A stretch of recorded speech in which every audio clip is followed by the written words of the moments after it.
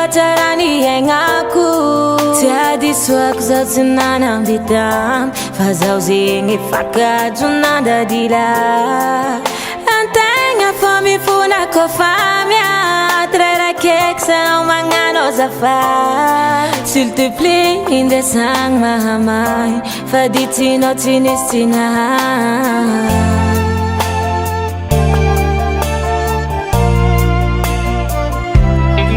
Tikiniako ko tsy tafieritseritsy anao zaho, fa nafaiky loatra raha ny aignako.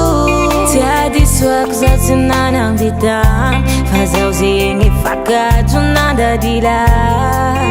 Antegna fô mifona kofa miady, rairakaiky zaho magnano azafady. S'il te plaît indesagny mahamay, fa ditsinao tsy nisy tsy nahay.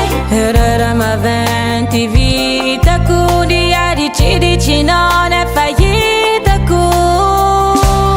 Joza efa sitragna, na hainanonga vitagna.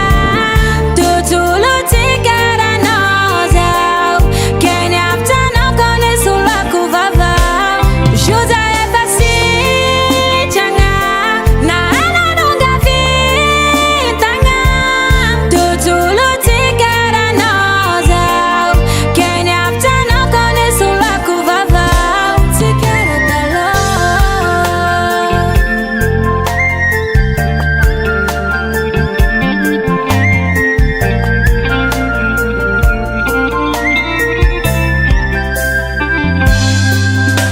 Ampotiko ndraiky, fa farany volagnako izanino, kasokafa tsara tadigninao. Fa olo nazoko ato navita raha jiaby namafana.